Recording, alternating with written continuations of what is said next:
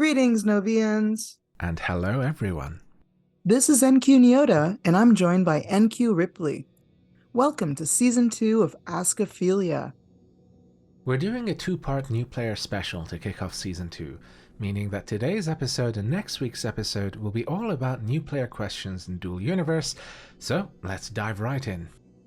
What does the enable torque settings on my engines do, and why would I use this?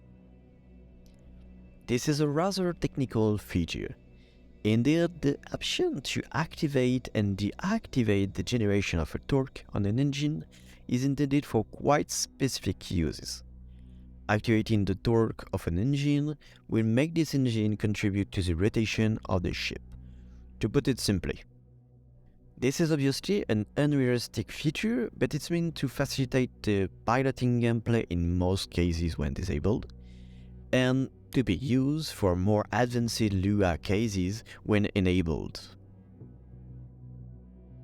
How are we allowed to advertise our ships? So there are several ways in the game to advertise your ships. The first one is just at your own territory. You can add a surrogate pod station with an appropriate title like showroom or sales, and players will come and visit and see what's there. You can also set the visitor's welcome flag on your territory and people will stop by. And some other players and orgs already have showrooms set up that players can come and use to sell their own things if they have the right permissions. And then there's the exchange. You can either submit a construct, an exhibition construct, to try and have it added to the exchange, or you can submit an advertisement that will go on the screens in the exchange. So there's lots of players who go to the exchange to see what's available in the game. And then the last but not least is a player-driven website called DU Creators, where players list their constructs. What is the inertia matrix, and how does it affect how my ship flies? Concretely, the inertia matrix is a mathematical representation of the mass distribution of your ship. Yes, it's a bit complicated, but to make it simple, each voxel and each element of which your ship is composed has an impact on its balance. This matrix represents it and will therefore symbolize the behavior of your ship in rotation. An optimal spaceship will have a matrix composed only of a high-value diagonal. The rest of the values are what we can call perturbations. You may need to correct your ship design to correct these perturbations, or use more adjusters to compensate it. Where do I find my player customization items like skins and titles and pets? So these can all be found in the Novean overview panel, which is accessible from the side menu when you press tab. There's a little panel that has lots of interesting information about your character, and you can also indeed from there select your pets and various things.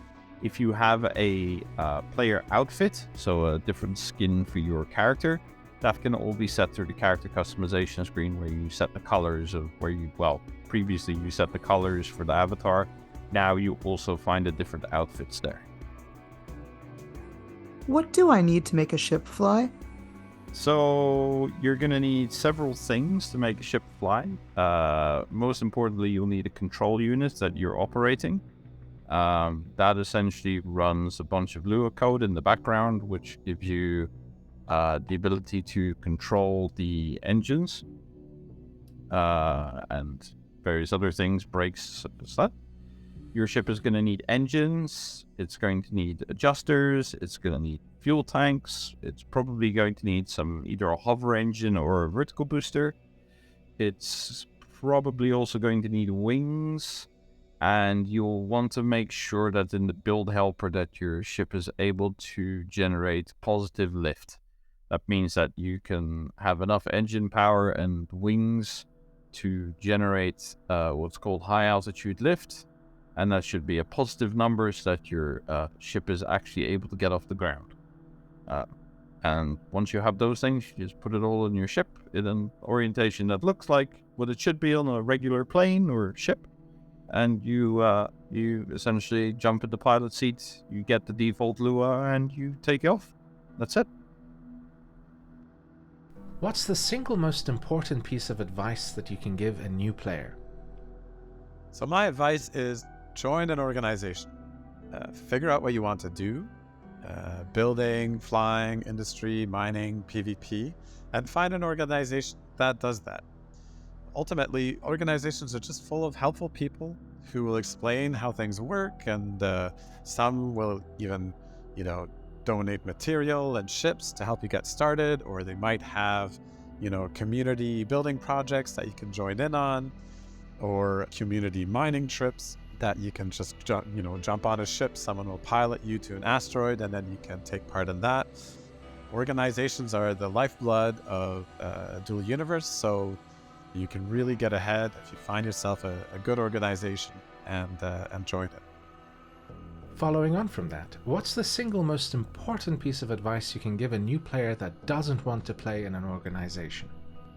So if you're too shy to find and join an org, and I totally understand, I have solo player tendencies myself, you have to discover the game on your own. So one way to do this is use the H key, the helper key, on absolutely everything. It can be used on things in game, but it can also be used on menu items. You can use it with the inventory, all the tools that are in the inventory. If you put your mouse over it and press H, you'll find out what they do, so you can equip it and try it out.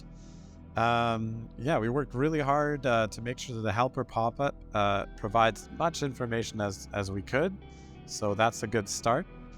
You can also use any of the other resources that we give. There's the codex. In your outpost, there is the objective screen to help you know what you can do next. Just really explore the game. I can't stress enough how important the H key is in helping you discover what you can do. And then join an organization. Don't be shy. How do I change the flight mode of my ship? It depends on what is meant by flight mode. If it is about the behavior of the ship, to be able, for example, to fly it like an helicopter, it requires an important change of the flight system with a new Lua system. If we talk about switching between cruise and travel mode, it's quite simple. You have two methods. Either you switch to free mouse mode with the tab key and click on the corresponding widget button, or you can use the keyboard shortcut Alt+R. How do I make my ship easier to control?